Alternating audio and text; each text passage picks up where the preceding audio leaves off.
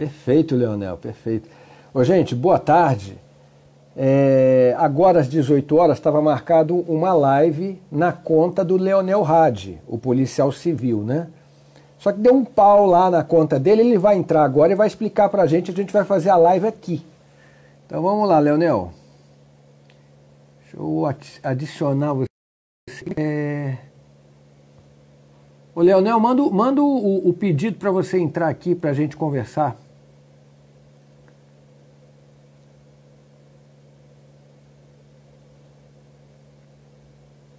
Manda o pedido aí, Leonel.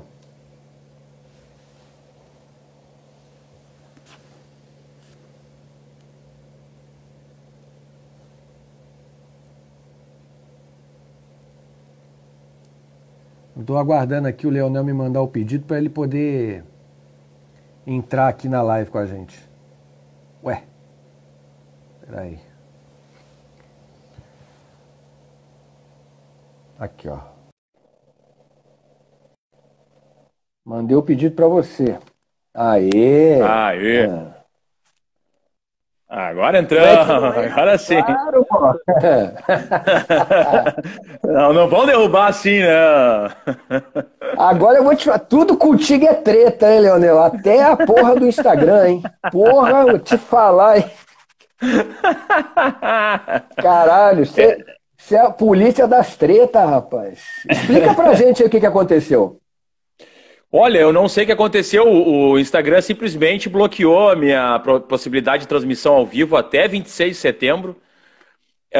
E eu acho que tem a ver com quando os neonazistas lá me ameaçaram de morte. Eu publiquei uma foto, que eu era a vítima na foto, e o Instagram fez uma leitura como se eu estivesse fazendo apologia ao crime. Engraçado e que no deles não acontece nada, né?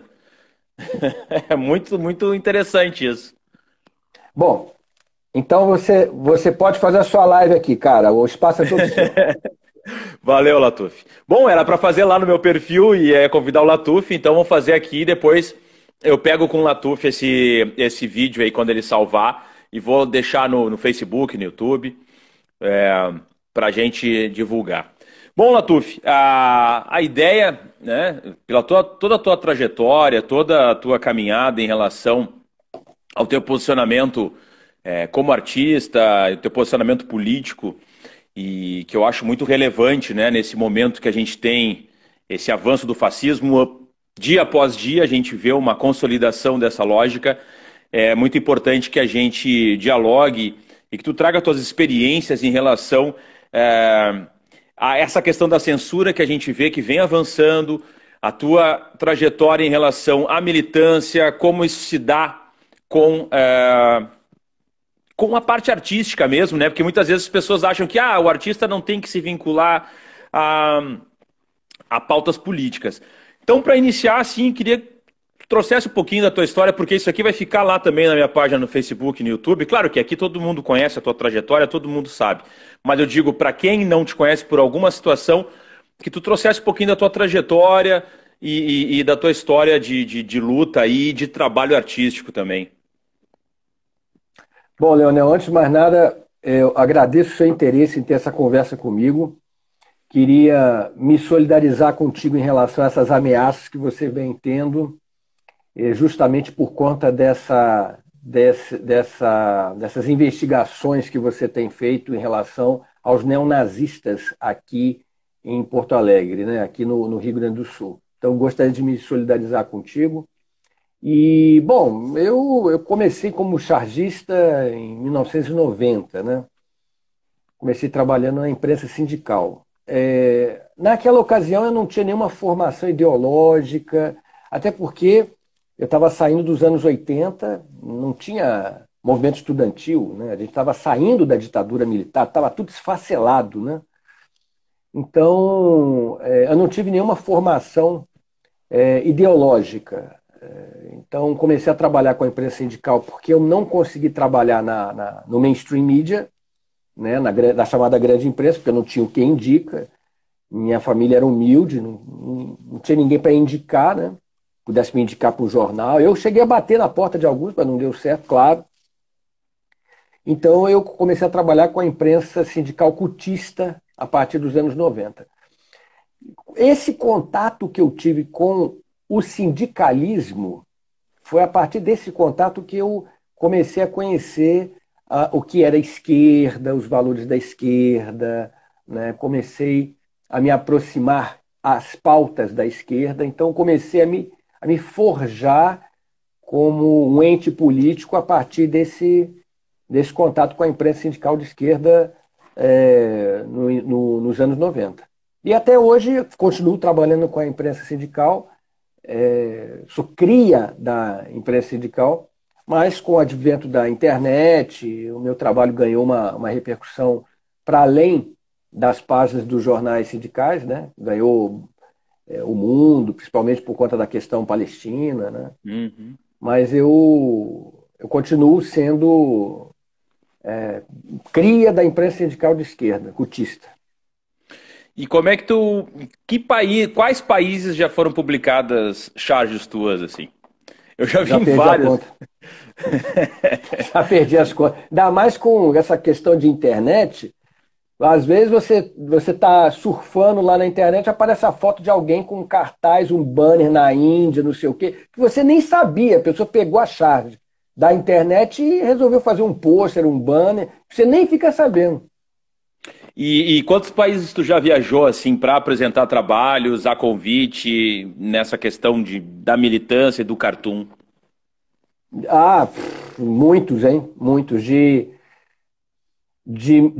1900, de 2009 até ano passado, ano retrasado, foram muitos, hein? Já perdi as contas também, cara.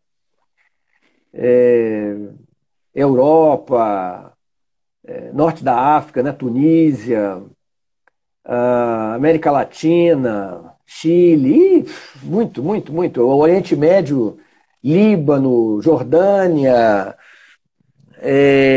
a própria Palestina, foi muitos lugares, cara, muito, muito, muito. E como tu vê esse avanço como é que tu observa as movimentações da extrema-direita global? Porque, enfim, tu também faz cartoons para situações muito mais amplas do que no Brasil, né? Tem situações no Brasil, mas tu sempre aborda muito a questão da Palestina, muito a questão das fronteiras, essas críticas a esse totalitarismo global que a gente vê avançando, esse fascismo global. Como tu observa, tem uma trajetória que, por exemplo, assim, porque dá para ver que tem uma pessoa muito inteirada, assim, que vem observando as questões, já vem fazendo denúncias antes daquilo se consolidar. Então, como é que momento que tu veio, que tu viu, assim, analisando, inclusive depois uma questão legal de a gente conversar, é essa questão do rádio amador também, né, que isso é muito interessante, né? Mas em que momento que tu observou e disse assim, olha, tem uma onda e essa onda tá ficando global e teve algum momento que tu observou isso em charges, tu começou a fazer, começou a se repetir em algumas questões em vários lugares do mundo? Olha, eu diria que esse ascenso do fascismo, ele começa no momento em que você tem um recuo da esquerda revolucionária, com a queda do Muro de Berlim. A princípio, quem ocupou esse espaço foi o fanatismo religioso, principalmente no Oriente Médio, né? Quando você tem a queda da possibilidade de você construir uma sociedade a partir de marcos socialistas, da chamada utopia socialista, quem toma o lugar é a chamada utopia religiosa, né? É o messianismo. Então, esse fenômeno, por exemplo, ficou muito, muito claro no Oriente Médio, por exemplo, né? Então, posteriormente a isso, começaram a florescer, exatamente porque a esquerda estava recuada, né? Essa esquerda de combate estava recuada, você começou a ter o florescimento de movimentos neonazistas, principalmente na Europa, né? Acho que onde mais eu ouvia falar de florescimento do neonazismo, do fascismo, foi na Europa. E eu até achava isso engraçado. Falei, não é possível, cara. Vocês estão vendo nazista debaixo da cama. Não é assim, não, mas era. Na Alemanha, por exemplo, que foi o berço, né, que tem legislação que você não pode usar nem suástica, por exemplo, eu ouvia muitos relatos lá nos idos dos anos 2000 de organizações neonazistas, fascistas se organizando, já naquela época. Agora, o que eu percebo é que existem ondas, né? Então, nos anos 2000, principalmente aqui na Europa, na América Latina, houve aquela onda dos governos de linha de esquerda. Não vou nem chamar de socialista, mas de linha de esquerda, né? Muito capitaneados pela Venezuela. Então teve a Bolívia, o Equador, a própria Venezuela, o Brasil, o Uruguai, Honduras, Nicarágua, né? Então, esses governos todos, essa onda, vamos dizer assim, bolivariana, ela teve um auge, mas os Estados Unidos trataram de neutralizar isso, né? Todos esses governos de linha bolivarianista, com exceção da própria Venezuela, todos eles caíram, inclusive o Brasil. Então, com essa queda, né, e principalmente eu senti um pouco que o Trump foi uma espécie de galvanizador disso, né, de aglutinador. E isso demonstra muito bem a influência que os Estados Unidos têm, né, a política americana tem no Ocidente, né?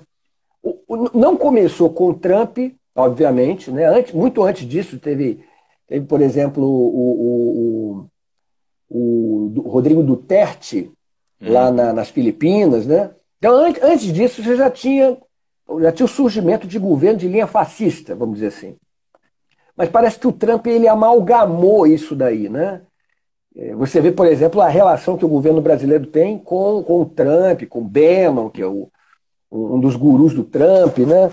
Então parece que aqui no Brasil, por exemplo, se diz que o ascenso dessa direita que nós conhecemos hoje, bolsonarista, coxinha, etc., se deu a partir de 2013, né? Eu diria que no momento em que você teve esse chamado golpe institucional que aconteceu no Brasil, você teve esse florescimento, você destampou a tampa do esgoto, entendeu? E deixou sair todas essas coisas que estavam guardadas no armário. Porque o bolsonarismo não inventou o que você vê hoje. Ele simplesmente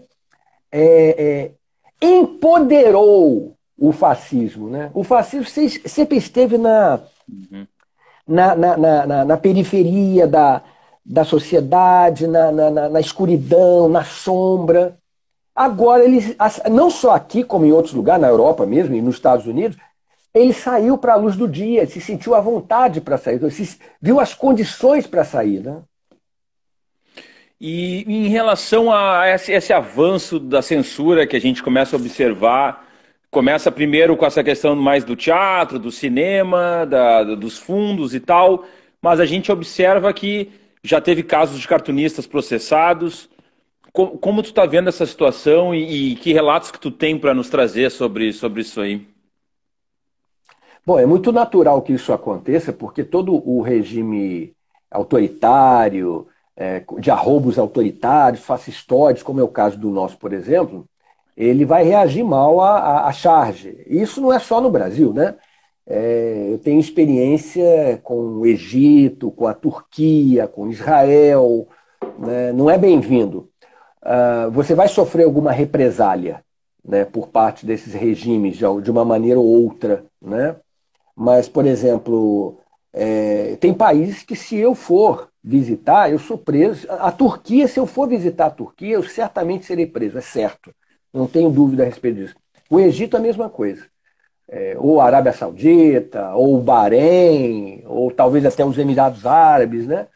Esses lugares todos, o chargista não é bem recebido, não é bem-vindo, né? Porque são regimes autoritários. No Brasil, com esses incidentes recentes, tanto ano passado, quando teve um incidente aqui, em Porto Alegre, de uma exposição de charges que estava sendo organizada, que foi organizada pela Isso, Grafar, né? conta bem essa situação aí, isso é importante a gente reforçar. A Grafar é um grupo é uma organização de chargistas e cartunistas gaúchos, né? Curiosamente, eu não sou gaúcho, eu sou carioca, moro aqui há 7 anos. Mas eu já ganhei o Green Card gaúcho, né? Eu só não gosto de chimarrão, mas está tudo certo. Mas essa organização, ela promoveu uma exposição de charges com esses chargistas gaúchos e me convidou gentilmente para participar, exatamente para questionar esse estado de coisas e a ameaça que o Estado, que a República sofria diante do governo Bolsonaro. Isso é muito irônico, né? Então a exposição foi muito correta, porque ela mesma foi vítima do que aquilo que ela denunciava, né? Então essa exposição foi organizada para ser exibida na Câmara de Vereadores, né? E a presidente, que é Mônica Leal. a Mônica Leal, do PP, ela, por conta lá de um pedido, inclusive, do Walter Nagelstein, né, que nós conhecemos bem, proibiu, né, proibiu. Aliás, Walter Nagelstein, que não gosta de debate, né? Não gosta de debate, que coisa, né? Ele tem medo de debate, né? Eu já chamei ele para debater comigo sobre Palestina, Israel, na Guaíba, naquele Esfera Pública, ele recusou. Não. Ele recusou, ele recusou. É inacreditável. Aí, por conta disso, a exposição foi retirada, foi cancelada.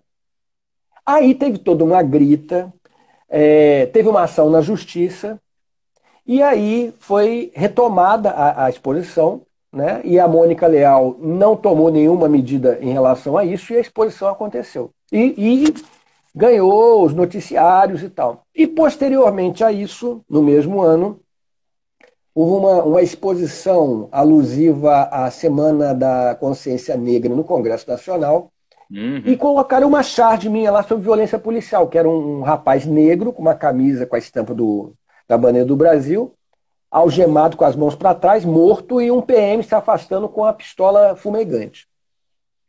Um policial, um coronel Tadeu, que é um policial militar, que por acaso é deputado federal, ele viu aquilo ali e se filmou indignado e quebrou a placa. Quebrou, tacou no chão. Essa atitude serviu para promover a charge e para expor exatamente a truculência, não só do parlamentar, mas uma truculência que é afeita, inclusive, à polícia militar. Então, foi muito interessante também, porque era uma charge sobre violência policial, que tinha um desenho sobre violência policial, e o desenho sofreu violência policial. Então, assim, esse policial, na verdade, ele assinou embaixo. Ele assinou, ele deu passou recibo, ele bateu o carimbo. É verdade esse desenho. Sim. Não tem aquele negócio, é verdade esse bilhete? Ele chegou e falou, é verdade esse desenho. E aí, agora, recentemente, teve esse incidente do Arueira, que é um chargista também conhecido, que fez uma charge com uma suástica lá e o Bolsonaro, e foi enquadrado na Lei de Segurança Nacional, além de outros chargistas da Folha de São Paulo, Laerte, Bennett, se eu não me engano, tem uma série de chargistas, uns 4 chargistas, que estão sendo processados por uma organização de policiais militares em São Paulo, né, por conta de charges sobre violência policial. Ou seja, violência policial é um tabu. Você não pode tocar nesse assunto. Ou você glorifica a polícia, ou fica quieto. Porque se você criticar a polícia, alguma coisa vai te acontecer. Eu bem sei disso, né? Sim. E em relação a essa relação, mas em relação a essa questão justamente da questão da violência policial, da questão institucional da polícia, porque ao mesmo tempo que a gente, né, existem essas questões muito claras de violência policial, por exemplo, aquela questão lá em São Paulo, daquela mulher que estava imobilizada e o policial foi lá e colocou o pé em cima do pescoço. Aquilo lá não tem discussão sobre a falta de técnica, o abuso de autoridade, a questão de tortura, fica muito claro ali naquele vídeo, independente da motivação, se era criminosa, não é essa a questão. A questão tá fora dos padrões, e aquilo lá é abuso de autoridade e tal, não tem discussão. Tanto é que foi afastado imediatamente. Mas como é que se dá como é que a gente pode, vai sair um pouco, talvez um pouco dessa questão do cartoon, mas como é que a gente pode observar que a gente faça a crítica àquilo que está equivocado e, ao mesmo tempo, a gente não entre nessa generalização que a extrema-direita sempre tenta fazer, né? Quando se critica o abuso policial, por exemplo, as situações em que a polícia age fora da legalidade, age fora da lei, se generaliza como se aquela crítica pontual fosse uma ideia de que somos contra e tal, e não precisa, e todo policial é isso. Como é que se dá esse maniqueísmo e como é que a gente poderia fazer um debate para quebrar essa lógica da extrema-direita que se apropria do discurso da segurança pública e sempre considera que todas as críticas vindo do campo da esquerda são contra totalmente a segurança pública e tal? Como é que tu vê essa questão? Pois é, eu vejo o seguinte, antes realmente não havia contraponto, sabe? Não tinha contraponto. Se falava em banda podre na polícia, mas quando na verdade havia uma banda boa da polícia. Porque a grande maioria realmente ou estava envolvido com parada errada, ou tinha essas práticas violentas, ou simplesmente não dava a mínima. Eram poucos os policiais que se levantavam contra, muito poucos, muito, não tinha voz. Eu conheci poucos, bem poucos na época, né? Lá nos idos dos anos 90, final dos anos 90, 2000, né? Eu conheci muito poucos, cara. Quando eu fazia, por exemplo, as minhas charges contra a violência policial, eu recebia ataques diretos. De vez em quando aparecia um PM ou outro, um policial civil ou outro, disposto a dialogar num outro patamar. Mas assim, os exemplos que eu colhi pessoalmente na minha vida é que assim, toda e qualquer crítica que se faça à instituição policial, à violência policial, toda ela recebe uma reprimenda. Dificilmente você vai encontrar um policial que receba isso bem. Até o momento em que surgiu um negócio chamado policiais antifascismo. No momento que surgiu esse movimento, aí a coisa mudou de figura. Porque você tem uma organização, um grupo de policiais, não é um chargista de esquerda, não é um militante da esquerda, é um policial. Aí a gente volta naquela questão do lugar de fala. Uhum. É o sujeito que está na rua, é o sujeito que está na delegacia, que está no quarto, é o sujeito que conhece por dentro. E um sujeito que já fez a minha-culpa, não só em relação ao treinamento que recebeu, mas em relação às próprias instituições policiais, a essa deformação em relação aos descaminhos, né, da segurança pública. Então, no momento que isso aconteceu, a gente pôde ter um interlocutor que te dá ouvidos, que respeita o lado da vítima, de quem sofreu de violência policial, de quem entende, porque conhece, viu, vive as instituições policiais, por quem também é vítima das instituições policiais. Esse policial que vai para a rua de fuzil, subir favela, trocar tiro, levar tiro na espinha, ficar aleijado, morrer, ele também é vítima dessa deformação do que é segurança pública, né? Agora, eu acho, inclusive, que esse movimento antifascismo, ele cumpre um papel importante porque ele exatamente vai fazer essa ponte com a esquerda. Porque ele é a comprovação clara de que existem policiais preocupados em transformar essa realidade. Na minha época não tinha isso. Era um ou outro que mal se manifestava. Agora, com essa organização, é muito mais possível você ter essa ponte, você ter esse diálogo, né? E outra coisa, o fato de que você tem os fascistas produzindo dossiês contra os policiais antifascismo é outro carimbo, é outro recibo de que esses policiais estão no caminho certo. Então, se os policiais antifascismo estão sendo alvo de ações dos fascistas, então é justamente porque eles estão no caminho certo. Claro. Não, com certeza, concordo. Inclusive, estou lá nessa lista aí. Pois é, exatamente. Você e tantos outros que eu conheço, né? Tá, todos nós estamos lá. Então, vocês estão escrevendo. Eu já falei isso diversas vezes, já tive a oportunidade de conversar diversas vezes com os policiais antifascistas. Vocês estão escrevendo a história. O policial antifascismo, ele está escrevendo a história. Porque É inédito, eu desconheço isso. Olha que eu acompanhei polícia, né, desde muito tempo, aliás, como chargista, desde os anos 90. Agora, antes disso, eu ouvia programa policial. Morava no Rio de Janeiro, né? Sim, imagino. Dificilmente você mora no Rio de Janeiro e consegue se desvincular desses temas policiais, né? Claro, claro. Então, você não tinha essa possibilidade. Curiosamente, eu que já fui parar em delegacias por 3 vezes por conta de desenhos relativos à violência policial, recebi uma homenagem ano passado dos policiais antifascismo. Isso é um troço inimaginável. Você recebeu uma homenagem de uma plateia só de polícia, agente da segurança pública. Isso é inimaginável. Então, assim, é história. Isso é história sendo escrita.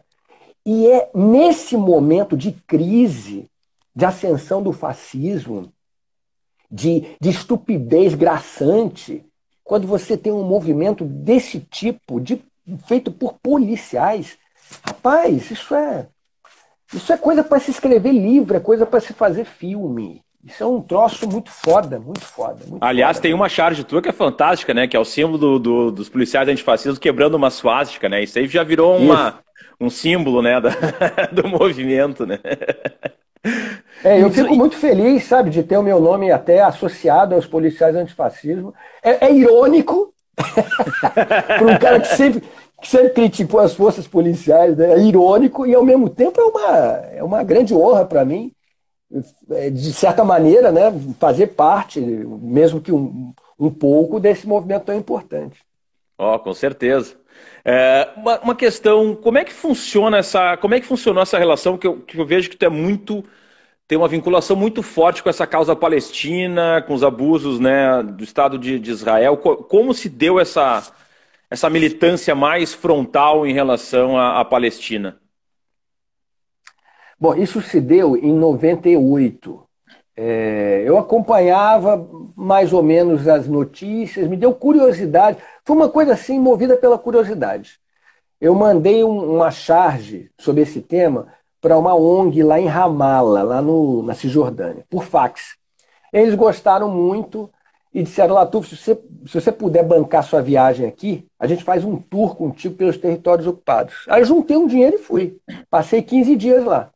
Fiquei em Tel Aviv, em Jerusalém, em Nablus, em Ramallah, em Hebron. Eu conheci aquela realidade da Cisjordânia. Eu não tive a oportunidade de ir em Gaza, mas tive aquela oportunidade de conhecer a situação e vi com os meus próprios olhos como os palestinos viviam. E, tendo contato com aquela realidade, de volta ao Brasil, eu prometi a mim mesmo e aos palestinos que eu colocaria meu trabalho a serviço deles. Oh, que legal. Essa parte eu não conhecia. Não sabia desse detalhe. Muito, Tem muito muitas legal. partes que você não conhece, doutor. Várias, várias. E essa questão do rádio, da rádio escuta, como é que funciona isso? Porque eu vi um dia, tu postou isso no Instagram e ninguém sabia muito bem como é que era. Como é que funciona? Explica pra gente aí. Tá até aqui, ó. O radinho tá sempre aqui comigo, aqui, ó. Aqui, ó, aqui. Bom, essa coisa da rádio escuta eu tinha quando era garoto, né? Nos anos 80, quando eu descobri que num rádio eu conseguia ouvir outros países, aquilo me fascinou muito. E aí foi por acaso, né? Foi por acaso, mexendo no rádio dos meus pais, eu descobri isso. E aí, posteriormente, comecei a me deter mais tempo. Meu pai me deu um rádio, um motorrádio pequenininho, onde eu ficava ouvindo, ouvindo. E naquela época, as emissoras internacionais tipo Rádio Moscou, Rádio China, Suíça Internacional, Rádio França Internacional, eles transmitiam em português. Então, naquela época não tinha internet, então tinha muito menos interferências. Eu botava o radinho na janela do quarto dos meus pais, ficava ali ouvindo e anotando lá os endereços, trocava correspondência, recebia correspondência. Então começou nos anos 80, né? Essa paixão por ouvir rádio de outros países e tal. Aí passei um bom tempo sem mexer com isso, um bom tempo mesmo. E de volta a Porto Alegre, quando eu vim para Porto Alegre, me deu na telha, há uns 2 anos atrás, resgatar isso da rádio escuta, né? Comprei um outro rádio digital de AM, FM, ondas curtas, e passei a resgatar esse hobby de E ouvir, aí tu né? Mas eu também sou ganhou um rádio amador. título. Como é que é? Tu ganhou do rádio amador, então, que tu ganhou o diploma lá tinha recebido, tinha conseguido não sei quantas ondas, alguma coisa assim que tu tinha recebido uma titulação que tu tinha postado aí esses dias no Instagram, acho que era um diploma dizendo que, um certificado que tu tinha conseguido, não sei quantas horas e... Como é que é isso? Tem uma associação global? Como é que funciona isso? Não, aquilo ali é o seguinte, aquilo ali é uma confirmação, é um cartão QSL, é um cartão de confirmação que a emissora emite para comprovar que você ouviu a emissora na frequência e na hora que você indicou, né? É, no passado se fazia muito enviando por correio a, a- a- o informe de recepção e a emissora te retornava com o cartão QSL. As pessoas no passado costumavam colecionar esses cartões QSL. Tem um Ah, cara, por exemplo, aqui, um rádio escuta, aqui em Porto Alegre, que chama Célio Romais, que é um cara que já é rádio escuta há muitos anos, né? Ele tem pilhas de cartões QSL que ele colecionou ao longo de anos, né? Isso que você viu é um EQSL, ou seja, é um QSL digital. sim. Eu captei a emissora das Ilhas Salomão, aqui na beira do Guaíba, entrei em contato com eles pelo Facebook e eles me mandaram o certificado dizendo, realmente você conseguiu captar a nossa emissora, porque no meu caso foi até muito fácil, eu gravei e mandei para eles o vídeo, falei, ó, ouve o áudio aí, eu captei vocês aí, é verdade, aí mandou o QSL para mim. Hoje é até Ah, que mais fácil, legal. né? Sim, que legal. E Latuf, para ir encerrando, o que que tu acha, o que que tu diria como desafios para os Encerrando, cartunistas? você já tem mais meia hora, filho. Você Ah, fica à bom. vontade. Ah, bom, não quero tomar teu tempo, né? Não, que isso? É porque é o seguinte, o Instagram, ele só Ele dá permite uma uma hora, ele hora. corta. É, ele dá uma hora É e uma hora. corta. Então a gente tem que terminar às 19 horas. Beleza. Ah, Às não, então se 19 horas. tá com tempo, então vamos lá, então. Então, beleza. Não, Ô, só que eu não queria Leonel, tomar teu tempo. não, a gente nunca teve a oportunidade de conversar assim, pô. Tá ótimo. Fica à Aí, vontade. o que que tu diria como desafio para os novos cartunistas, assim, Latuf? Independente da questão política, digamos assim, eu quero começar a fazer cartoon e me especializar nisso e ser profissional nessa área. O que que tu indicaria para quem está começando? Hoje é muito mais fácil, Leonel. Hoje é muito mais fácil, porque hoje tem internet, né? Hoje tem internet. Você abre uma conta aí no Twitter, no Instagram, você vai fazendo e as pessoas vão gostando ou não vão gostando. Hoje é muito fácil de ter o seu trabalho visto, né? E quando você tem o seu trabalho visto, você tem mais possibilidades de ter um trabalho a partir dele, né? De ser pago por um trabalho, né? Porque você primeiro precisa ser visto. Antigamente tinha um negócio chamado portfólio. Você botava os seus melhores trabalhos num álbum, botava debaixo do braço, batia nas editoras e mostrava. Agora você não precisa disso, agora está tudo na internet.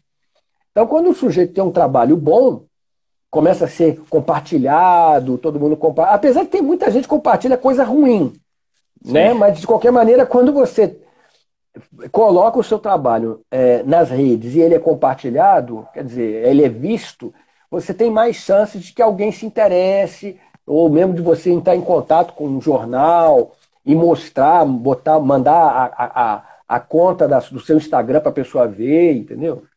Hoje é muito mais fácil do que na minha época. Na minha época, eu me lembro que eu, para marcar, por exemplo, horários para mostrar meu portfólio em determinados lugares lá no Rio de Janeiro, eu não tinha telefone em casa. Ah, Então, comprava uma cartela de ficha, ia pro orelhão e ficava lá, cara, ligando. Sabe como é que eu consegui os telefones?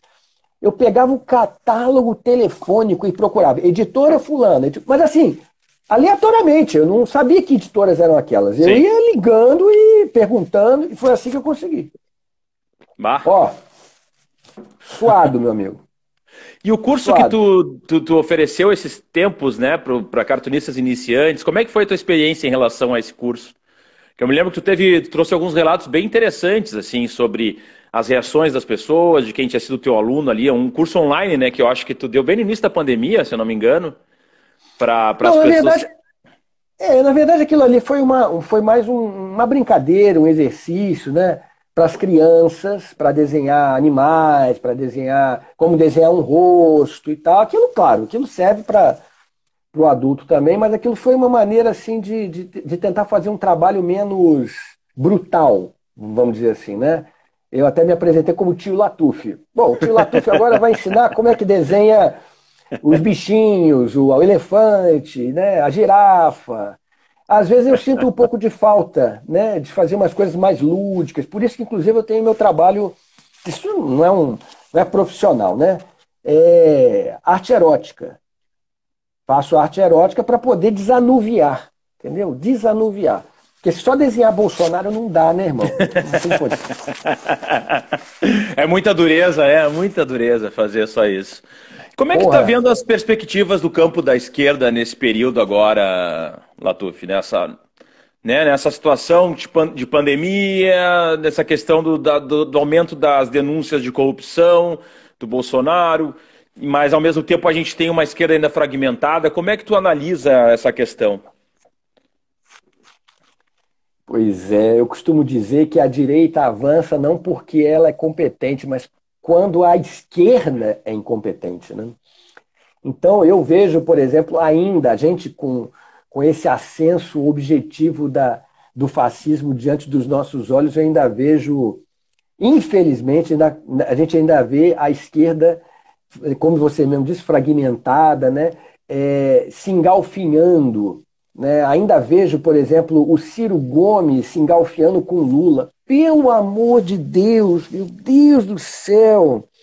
E você não pode dizer que essas pessoas são ingênuas, porque elas não são.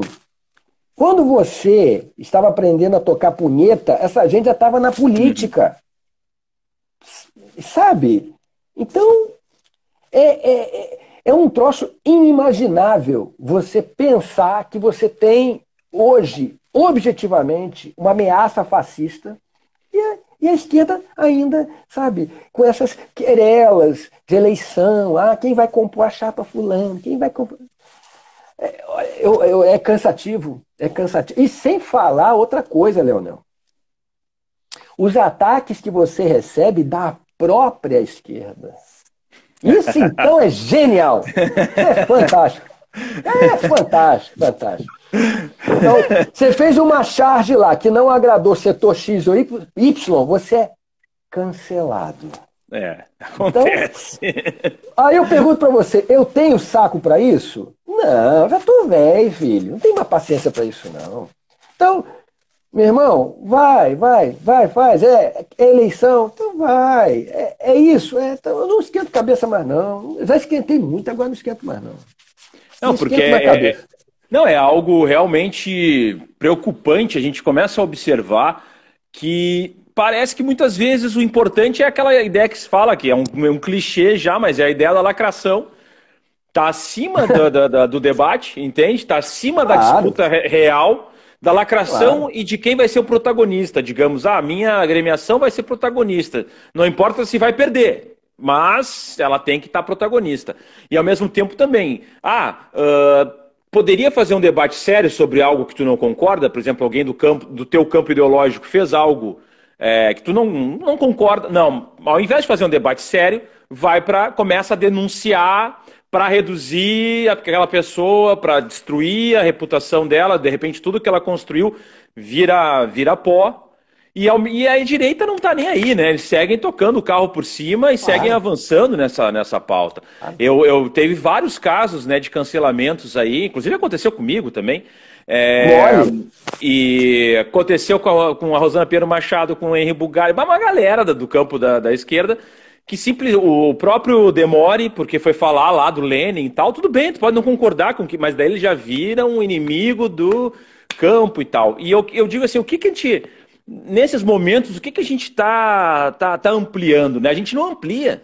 A gente Não. simplesmente pega alguém do nosso campo, né? Alguém que digamos, está no mesmo ambiente ali, na mesma lógica, na mesma A mesma filosofia, na mesma trincheira. ideologia, na mesma trincheira e simplesmente pega essa pessoa, destrói a reputação dela, faz ela se enfraquecer, ou tenta fazer ela se enfraquecer, e não agrega, porque as pessoas que estão se enfraquecendo, digamos, aquela personalidade ali que está sendo destruída, ou que está sofrendo ataques, não vai gerar uma ampliação, por exemplo, começou a atacar, vamos dizer, o Latuf. Essa galera que vai cancelar o Latuf, ela não vem da direita, porque a direita odeia o Latuf. Né? O Latuf é um exemplo todo. A direita odeia o Latuf, a centro-direita nem conhece o Latuf. Mas o pessoal da esquerda pega o Latuf, põe fogo no Latuf e vai para a turminha lá. Mas tu entende? A gente não tem uma ampliação a partir desse tipo de prática. A gente não consegue ampliar o debate, a gente não consegue fazer a agregação de pessoas que de repente não são do campo da esquerda, mas que podem ser democratas, que podem estar observando essa situação e vir para o nosso lado numa situação extrema, que a gente não sabe até onde a gente vai avançar, mas não, a gente prefere ficar lacrando, prefere ficar cancelando, e é uma coisa que realmente me preocupa muito nesse contexto, né? Pois é, cara, essa cultura do cancelamento também é uma coisa muito vinda lá dos Estados Unidos, né? Como, aliás, a gente, como boa colônia, né? Então a gente copia tudo, inclusive isso lá, que até a expressão empoderamento vem do empowerment, né? Tudo vem dos Estados Unidos, o cancelamento é o cancelment, tudo vem dos Estados Unidos. Então, assim, de fato, a gente, principalmente nessas áreas relativas à pauta identitária, é onde mais você tem radicalismo. Onde mais você tem sectarismo é na pauta identitária. Então, se por um acaso você quiser se colocar contra o racismo, por exemplo, alguém vai jogar na sua cara que você está sendo hipócrita. Alguém vai dizer que você não pode falar isso porque você não tem o lugar de fala, porque você é branco, alguém vai falar isso. Eu, por exemplo, eu tinha muita vontade de dedicar meu trabalho contra o racismo, né? Porque o Brasil é um país racista, é um país essencialmente racista, é um racismo estrutural canalha. E, infelizmente, assim, eu tenho absoluta certeza que se eu, por exemplo, resolvesse me engajar nisso, eu receberia ataques não só da direita, receberia ataques da própria esquerda. Então, assim, porque eu já tô, como eu já te falei, eu já estou meio velho para esse desgaste. Então eu não quero esquentar a cabeça. Quer ver uma coisa? Eu já fui, inclusive, vez ou outra alguém, inclusive, questiona, gente da própria esquerda, do próprio movimento negro, já teve gente que questionou, achar que eu faço violência policial. Porque tem gente que diz assim, pô, mano, você, Latuf, só faz o negro em situação ruim nas charges. Bom, mas meu Deus do céu, se o desenho é sobre violência policial, que afeta basicamente o povo preto e pobre, a charge tem que mostrar o quê? Se não for isso. Então, assim, esse tipo de discussão que não leva a lugar nenhum e que serve exatamente para esse negócio do cancelamento e tal, isso não constrói, mas não adianta você... Existem umas questões nos movimentos, né? Movimento feminista, LGBT, movimento negro, que, olha, eles têm umas tretas internas que, assim, olha... Quer ver, por exemplo, eu tive em Los Angeles em 98, eu conheci um rapaz do Black Lives Matter, lá em Los Angeles. E esse rapaz, ele era de origem... Negro, rapaz negro, né? Mas ele era um negro mais claro. Mas negro, era negro, não tenho a menor dúvida de que era negro. Ele me falou que ele tinha problemas no próprio movimento negro de ser aceito como negro, que é uma coisa que acontece no Brasil também.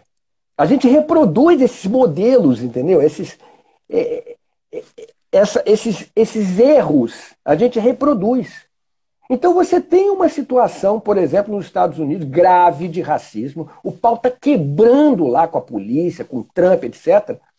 E você ainda tem essa situação do sujeito não ser reconhecido como negro porque ele tem a pele mais clara. Então, assim, sabe, diante de um negócio desse, quando você tem um inimigo crescendo diante de você e você ainda se pega nessas discussões, tem uma hora, cara, que assim, você cansa, entendeu? É chato, cansa. Você fica botando a sua bunda na janela para ninguém passar a mão e canta, é uma hora que cansa. E aí você liga o foda-se, sabe? Você liga o foda-se. Em relação à violência policial, independente do que diga, eu vou continuar fazendo, porque sempre foi um tema que sempre me afetou muito. E detalhe, ô Leonel, eu nunca tomei um tapa da polícia. Porque eu, de fato, eu tenho o tal do privilégio. Numa blitz, dificilmente ninguém vai me parar. No Rio de Janeiro, principalmente, não para mesmo. Ônibus, já vi várias vezes. No Brasil, eu sou tido como branco. Se eu estivesse na Europa, não. Eu seria ou latino ou árabe. Estados Unidos é a mesma coisa. Aqui eu sou branco. E realmente existe um privilégio. É verdade. Né? Agora, eu tinha vontade, além das charges que eu fiz de violência policial todos esses anos, eu tinha vontade de me engajar mais nessa questão do racismo. Que é uma coisa que, inclusive, nós que temos esse privilégio deveríamos abraçar. Mas o problema é esse: a gente vai tomar porrada da direita e vai tomar porrada da esquerda. Não. Então, você para tomar porrada, sabe? Se a gente é aliado, a gente quer juntar, quer construir, quer tomar tiro junto na trincheira, ser vítima de fogo amigo, não dá, né, cara? Não dá. Tomar tiro pelas costas, da retaguarda, não dá, né? Não dá, não. Não, a própria questão dos antifascismo, dos policiais antifascismo, né? Quando veio essa pauta do antifascismo e tal, a gente foi muito atacado, né? Eu infelizmente, não faço mais parte do movimento, mas continuo meus amigos e eu continuo na pauta antifascista e eu gosto, enfim. Mas eu quero dizer, todos os policiais antifascistas... Você deveria voltar, tá, Leonel? Estamos negociando, já falei com o Zacone, falei com o Pedro, todo mundo. Você deveria voltar. Não, mas a gente continua na batalha juntos, não, continuo muito próximo ali. Mas o que eu quero dizer, essa pauta dos policiais antifascismo, na época que começou agora, no início do ano, quando começaram as manifestações antifas, e daí os policiais antifascismo fizeram esse manifesto a favor da democracia e tal. Bom, a gente passou, o movimento e qualquer outro policial que fosse, passaram a ser atacados assim de uma forma absurda pelo campo da esquerda. Que não existe policial antifa, que todo policial é fascista, que se é policial automaticamente é fascista, quer dizer, enfraquecendo, né? Porque daí o que acontece? Dentro da polícia tu toma pau porque tu é antifascista, fora da polícia tu toma pau por ser policial, quer dizer... E aí, o que agrega? O que agrega, entende? O que a gente consegue ampliar? Porque daí tu não consegue ampliar internamente, tu enfraquece aquele cara daqui a pouco ele não tem mais pra onde correr, ele vai ter que ficar quieto. E aí eu quero dizer, o que o campo da esquerda vai ganhar com isso? O que ganha com esse tipo de ataque, com esse tipo de pauta? Então é bem complexo o negócio. Não, pois é, a gente precisa ter mais escuta. Sabe? É preciso ter mais escuta. Eu acho que as diferenças, elas vão acontecer, né? Os desentendimentos vão acontecer, mas, repito, diante de um quadro grave como nós estamos enfrentando no Brasil e no mundo, não é hora da gente ficar se debruçando sobre as diferenças. A gente tem que se debruçar sobre aquilo que nos une, não sobre aquilo que nos separa, entendeu? Então, movimento, por exemplo, dos policiais antifascismo, independente, e olha, eu posso falar isso com muita tranquilidade, porque sempre fui um crítico da violência policial, das instituições policiais, já sofri na pele as represálias, eu posso falar isso com a maior tranquilidade, não tenho problema nenhum de que é um movimento absolutamente relevante. Né? E a pessoa que não é capaz de acolher esse movimento é estúpido. Ele é envesado. Ele não consegue ver a realidade nem se ela fosse pintada de amarelo com bolinha rosa. Entendeu? Então, para mim, assim como tem, por exemplo, o movimento de juízes pela democracia, MP pela democracia, né? Todos esses movimentos são muitíssimo importantes, né? Porque são movimentos que fazem parte do sistema que mantém o establishment ali, entendeu? De proteção do establishment. Então, não tem nem dúvida sobre isso, sobre a importância de movimentos como policiais antifascistas, não tem nem dúvida disso. Agora, a esquerda... Eu fico muito triste, sabe? Eu fico muito triste de ver exatamente isso, que a esquerda que deveria ser a vanguarda, que deveria, né? Ela se pega nessas picuinhas, né? Mas vou fazer o quê? Vida que segue. Segue o baile, como dizem aqui no Sul. Deixa eu ver se eu volto. Voltei? Tinha dado uma caidinha. Voltou. Beleza. Então tá, Latuf. Foi uma... Já temos mais 5 minutinhos. Vamos ver se é aqui... 5 minutos. Então tá, vamos chegar até o fim, só que a minha conexão sempre começa a pirar quando chega lá pelos 50 minutos, ela começa a ficar toda cortada. Acho que ele começa a avisar, olha, tá terminando. Então se eu cair, já sabe. Em relação a essa disputa que existe hoje, né? Porque eu falo pro pessoal, internamente nas instituições a gente observa hoje uma disputa interna, vou falar da segurança pública específica, mas tu vê isso no judiciário, tu vê no Ministério Público, a mesma situação.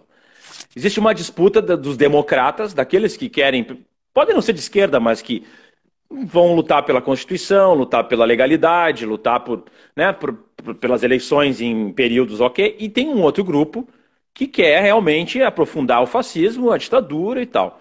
E existe uma disputa clara interna nas instituições, tanto no judiciário quanto na polícia. Mas me parece, já que a gente abriu essa questão, né, me parece que tem um grupo do nosso campo, do campo democrático, que quer se abster desse debate, quer se abster dessa disputa interna nessas instituições, inclusive eleitorais, digamos assim. Eu vou dizer, esse ano vai ter uma enxurrada de policiais que serão eleitos nas câmaras de vereadores e prefeituras do país. E invariavelmente serão, majoritariamente, da extrema-direita. Esses caras depois, lá na frente, né, vão se eleger deputados estaduais, deputados federais, senadores, enfim, governadores até, enfim. E com essa pauta da extrema-direita. E vão pautar as pautas da segurança pública, vão votar projetos e leis e tal da segurança pública. E a esquerda parece que quer abdicar dessa disputa, abdicar desse campo político-eleitoral, desse grupo. Qual é a tua análise em relação a isso? Como é que tu vê essa disputa que vai acontecer na política, que é na política proporcional, eleitoral, que acontece também? A minha crítica em relação às eleições é porque a esquerda no Brasil ela se limita às eleições. Ela acha que a única alternativa são as eleições. E eu discordo disso. Né? É preciso ocupar as cadeiras do parlamento e as ruas. Existem várias maneiras de se organizar as comunidades, as pessoas, as comunidades urbanas, as comunidades rurais, né? Então, o sem teto, sem terra, quer dizer, a luta da esquerda é uma luta popular, né? Ela não pode se dar somente no Congresso, somente nas casas legislativas. Agora, você está corretíssimo. A grande parte desses policiais, pastores, inclusive tem um movimento de evangélicos muito importante também, né, contra o fascismo também. Isso é muitíssimo importante. Seria importante que esses evangélicos antifascistas também ocupassem as casas legislativas, porque só entra pastor picareta para se eleger, né, policial fascista para se eleger. Então, por exemplo, tem um candidato lá no Rio Grande do Norte, que é do Policiais Antifascismo, é o Pedro Tchê, se eu não me engano. Pedro Tchê. Ele está concorrendo lá, isso é maravilhoso, ótimo. A gente precisa que ele esteja lá, que ele ocupe, para que ele seja o contraponto, para que ele seja uma voz destoante dessa linguagem do bandido bom e bandido morto.